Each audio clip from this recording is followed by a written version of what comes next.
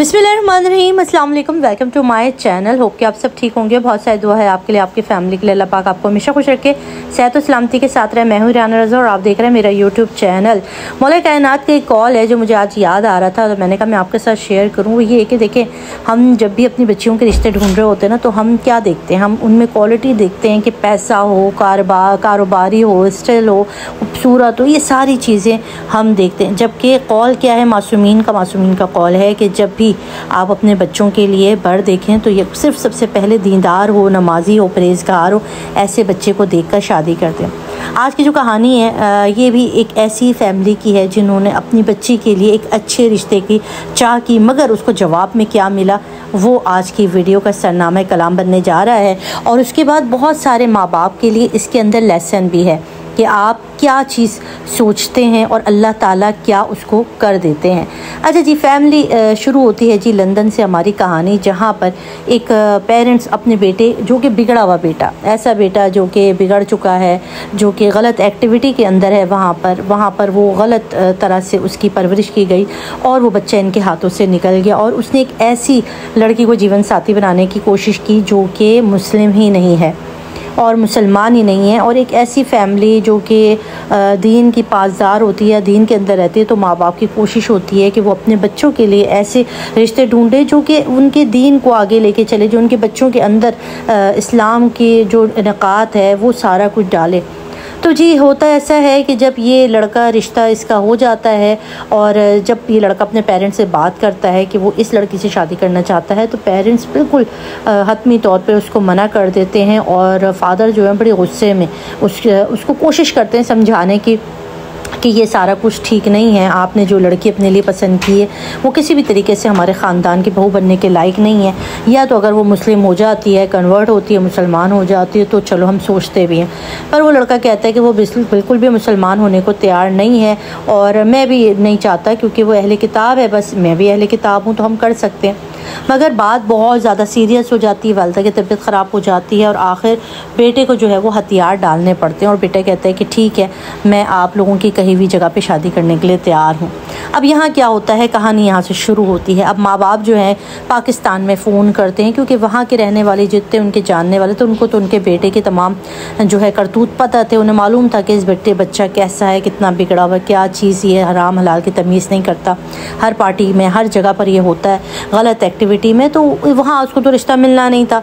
तो उन्होंने पाकिस्तान में फ़ोन किया और फिर उन्होंने अपने बेटे की तस्वीर, जो कि बहुत ही खूबसूरत सी, आजकल के हिसाब से बड़ा फैशनेबल किस्म का लड़का, और उसकी क्वालिफ़िकेशन वगैरह लिखकर यहाँ पर भेज दी।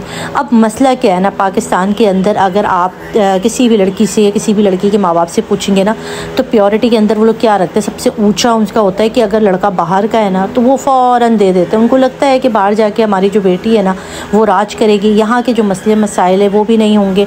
बड़ा ही वहाँ पर ओपन माइंड होते हैं, वो झमेले, वो पकना पकाना, वो सारा कुछ नहीं होता, ऐश करेगी।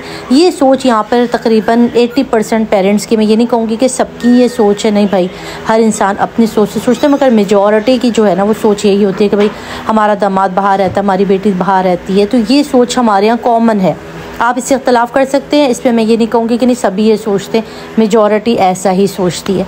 अब जब पाकिस्तान के अंदर रिश्ता चलाया गया और जो रिश्ते करने वाली होती है उनके थ्रू जब बात आगे पीछे चली, तो बहुत सी लड़कियां नज़र आईं, मगर इन्होंने एक ऐसी लड़की को सिलेक्ट किया जो कि अपने माँ बाप की इकलौती बेटी थी, जो कि अपने पैरों पर खड़ी थी, पढ़ी लिखी, एजुकेटेड, बहुत खूबसूरत, डिसेंट सी और अच्छी फैमिली की, दीदार फैमिली की, पढ़ी लिखी और इस्लामी पसंद बच्ची थी। उनको जब इस रिश्ते का पता चलता है, वो अपनी तरफ से ज़रा देख लेते तो उनको हर चीज़ बेहतरीन लगती है। माँ बाप भी दीदार होते हैं और बेटा भी खूबसूरत है, रोज़गार है, जो क्वालिफ़िकेशन उन्होंने बताई थी वो उनसे बात करते हैं। दोनों फैमिलीज आपस में एक दूसरे को तस्वीर दिखाते हैं, बात करते हैं, लड़का लड़की दोनों राज़ी हो जाते हैं और यहाँ पर जो है शादी की तैयारियाँ शुरू हो जाती है। 6 महीने का अरसा रखा गया शादी के लिए और उन्होंने कहा कि हम निकाह और रुखसती कर लेंगे और उसके बाद पेपर वगैरह तैयार करके बच्ची को अपने साथ ले जाएंगे, जहेज़ वगैरह की हमें क़त्तन कोई ज़रूरत नहीं है।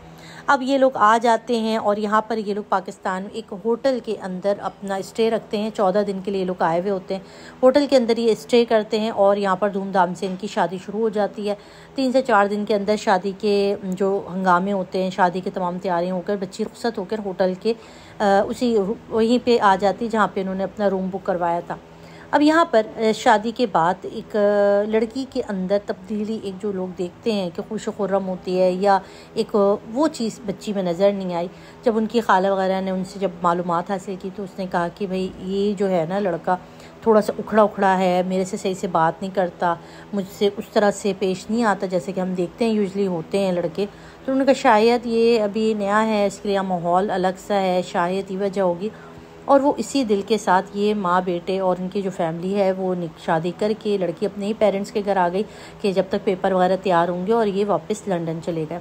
अब 1 महीना, 2 महीना, 3 महीना, 4 महीना कोई वहाँ से खैर ख़बर नहीं आई। सिर्फ इनकी सास फ़ोन करती थी, लड़के ने एक कॉल भी नहीं की।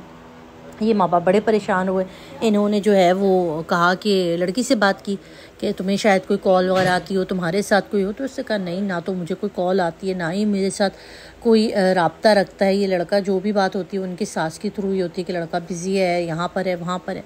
थोड़ा सा इन्हें शक होता है कि आखिर कब तक ये मामला चलेगा। माँ बाप थे, लड़की वाले थे, शादीशुदा लड़की के माँ बाप को 10,000 चीज़ों को सोचना पड़ता है। जबकि मैं कहती हूँ सोचना नहीं चाहिए। अल्लाह ने नसीब लिखे हैं। देखिए नसीबों से हम कहते हैं ना, बेटी पैदा होती है तो हम उसके नसीब से डरते हैं। देखिए लड़कियों के नसीबों से मत डरा करें, नसीब वो अल्लाह बनाता है। हाँ, जो लोग यहाँ पर उस नसीबों को ख़राब करते हैं ना, उनको ज़रूर पकड़ा करें। जो बेटियों के नसीब ख़राब करने की कोशिश करता है, ये बच्चियों के नसीब हम लोग ख़राब करते हैं। अल्लाह किसी के भी नसीब ख़राब करके नहीं भेजता। अल्लाह ने सबके नसीब अच्छे लिखे। लोग इसको ख़राब करते तो काइंडली ऐसे लोगों को ज़रूर आप लोग जो है वो पकड़ा भी करें, उनको राह रास्त पे भी लाया करें। अब होता यह है कि जब ये मामला चलता है और जब ये बात जब 1 साल हो जाता है और कोई भी उनकी तरफ से पेशरफ्त नहीं होती, फिर यहाँ से पेरेंट्स जो है वहाँ पर फ़ोन करते हैं, बात करते हैं कि आखिर क्या बात है। अब जब वो मालूमात करते हैं तो उनके पैरों तले से ज़मीन निकल जाती है, क्योंकि वहाँ पर वो लड़का उसी लड़की से शादी भी कर चुका है, उससे उसका एक बेटा भी हो जाता है। और यहाँ पर पेरेंट्स जो है इस बच्ची की ज़िंदगी बिगाड़े बैठे हुए हैं, जिसको निकाह में लाए हैं। और अब इनकी क्या कोशिश थी? उनकी कोशिश थी कि लड़की खुला ले ले, हम तलाक़ ना दें, क्योंकि तलाक़ के बाद इनको जो हक़ महर था, जो चीज़ें थी, ज़ेवरात थे, वो सारे देने पड़ने थे। इसी वजह से ये यहाँ पर खुला तलाक़ नहीं दे रहे थे। और इस मामले को इतना लंबा रखा गया, छुपाया गया। बाद में पेरेंट्स इतने परेशान हो गए कि उन्होंने आखिर खुला का केस किया और फिर वहाँ से खुला लेकर अपनी लड़की की ज़िंदगी वहाँ से निकाल ली। अब इस सारी कहानी के अंदर मुद्दा लद्दे लबाब क्या है? आप लोग भी बेटी वाले हैं, हम भी बेटी वाले हैं। पहले तो वह यही है, परवरदिगार सबकी बेटियों को खुश खुर्रम रखे, आबाद रखे। और जो लोग अपने जो दूसरों की बेटियों को अपने बिगड़े हुए बेटों के लिए चुनते हैं कि शायद हमारे बिगड़े हुए रईसज़ादे, जिनको वो सर से पैर तक बिगाड़ देते, उसके बाद सोचते हैं कि कोई दीदार लड़की लाकर, कोई पढ़ी लिखी अच्छी लड़की लाकर उसके हवाले कर देंगे और उसकी ज़िंदगी भी बर्बाद कर देंगे, तो हमारा बच्चा सुधर जाएगा। तो काइंडली ऐसे एक्सपेरिमेंट मत किया करें। दूसरे जो है ना अपनी बेटियों को भी बड़ी मेहनत से पाल पोस के जवान करते, उनको तालीम देते। इस तरह नहीं है कि आप लोग किसी को भी बली का बकरा बना के जो है ना वो अपने आगे पेश कर दें। पहले तो मैं उन लड़कों की माओं को कहना चाहती हूँ, अगर आपका लड़का बिगड़ गया ना तो ऐसों की शादी ही नहीं करनी चाहिए जब तक कि वो सुधर ना जाए।